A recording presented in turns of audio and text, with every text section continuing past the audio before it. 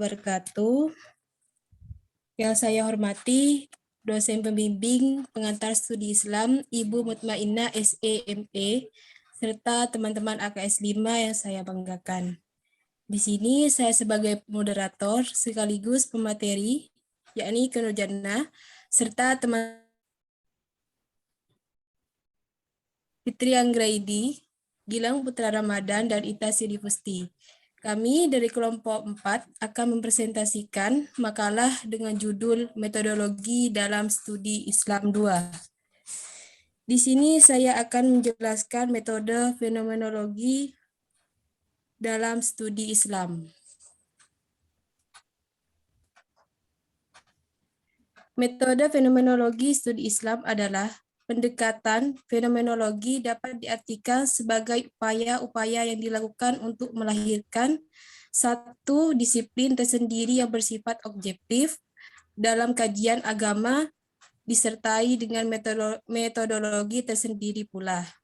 Pendekatan fenomenologi berusaha mempelajari dan memahami berbagai gejala keagamaan sebagaimana apa adanya dengan cara membiarkan manifestasi pengalaman agama berbicara berdirinya sendiri. Untuk materi selanjutnya saya serahkan kepada Fitri Anggraini. Assalamualaikum warahmatullahi wabarakatuh. Perkenalkan, nama saya Fitri Anggraini. Saya akan melanjutkan materi selanjutnya, yaitu mengenai fungsi fenomenologi studi Islam. Fungsi fenomenologi sendiri itu terdapat menjadi 3, yaitu yang pertama, sebagai pembelajaran dalam keagamaan dengan tentang fenomenologi. Jadi seseorang dapat hakikat keagamaan secara mendalam. Yang kedua, sebagai konstruksi taksonomis untuk mengklarifikasi fenomena dengan melintas batas-batas komunitas agama, budaya, dan zaman. Yang ketiga, sebagai wadah untuk berpikir kritis dalam menanggapi fenomena keberagaman yang terjadi. Untuk selanjutnya akan dilanjutkan oleh teman saya. Silakan, terima kasih. Assalamualaikum warahmatullahi wabarakatuh. Perkenalkan, nama saya Intan Sidi Fusti. Saya akan melanjutkan materi tentang metode sosio-historis kritis studi Islam. Metode sosio-historis kritis dalam studi Islam sendiri dapat diartikan sebagai ajaran yang memberikan penjelasan tentang aspek sejarah dengan menggunakan suatu pernyataan yang mempunyai hubungan dengan waktu, tempat, lingkungan, kebudayaan yang muncul. Sedangkan yang dimaksud dengan metode sosio-historis ialah metode yang menonjol. Dalam metode sosio-historis kritis itu sangat diperlukan bagi studi ilmiah atas makna dalam teks-teks kuno seperti kitab suci. Adapun prinsip-prinsip metode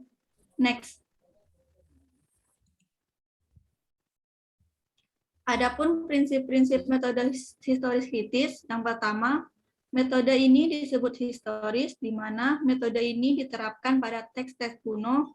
Dalam kasus ini, teks-teks Alkitab serta memahami maknanya dari sudut pandang historis. Yang kedua, disebut metode kritis karena dalam setiap langkahnya, atau dari kritik tekstual sampai kritik redaksi, cara kerjanya dengan bantuan kriteria ilmiah untuk mencapai hasil yang subjektif. Yang ketiga, disebut metode analitis. Metode yang mempelajari teks Alkitab dengan cara mempelajari teks kuno yang memberi keterangan suatu ungkapan wacana manusiawi. Untuk materi selanjutnya, saya serahkan kepada teman saya. Terima kasih. Assalamualaikum warahmatullahi wabarakatuh. Di sini saya akan meneruskan materi dari teman saya, yaitu metode komparatif dalam studi Islam. Komparatif ditulis komparatif dari bahasa Latin comparatus, artinya kemampuan menggunakan metode untuk mengetahui persamaan dan perbedaan yang ditentukan dengan pengujian secara simultan dari dua hal atau lebih. Dalam studi agama, komparatisme dapat ditafsirkan sebagai suatu upaya yang penting dan tepat dalam melakukan penyelidikan dan bagian inti dari proses pembentukan, pengujian, dan penerapan generalisasi tentang agama pada tingkat manapun. Next. Unsur-unsur komparatif meliputi aspek sebagai berikut. Pertama, adanya tarif definisi yang berbeda-beda dan berbagai masalah dalam suatu ilmu. Kedua, adanya banyak kaul atau pendapat dalam berbagai ilmu. Tiga, adanya mazhab-mazhab dalam berbagai bidang ilmu. Empat, adanya berbagai cabang ilmu. Lima, adanya berbagai macam keyakinan dan agama. Enam, adanya berbagai keahlian dan orang-orang yang ahli. Mungkin itu yang bisa saya jelaskan tentang unsur komparatif. Selanjutnya akan saya kembalikan kepada moderator. Sekian kesimpulan dari materi di atas. Agama mesti dipelajari sebagai sebuah ekspresi sosial dan kultural dengan konteks-konteks historis, geografis, politik, dan ekonomi, di mana metode fenomenologi berupaya mengungkapkan makna dari suatu gejala tersebut normatif. Metode sosiohistoris kritis juga sebagai ajaran yang memberi uraian, penjelasan, dan penentuan nilai.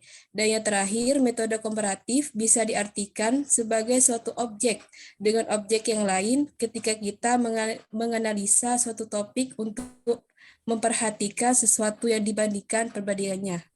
Sekian yang dapat saya sampaikan, kurang lebihnya mohon maaf. Wassalamualaikum warahmatullahi taala wabarakatuh. Waalaikumsalam warahmatullahi wabarakatuh.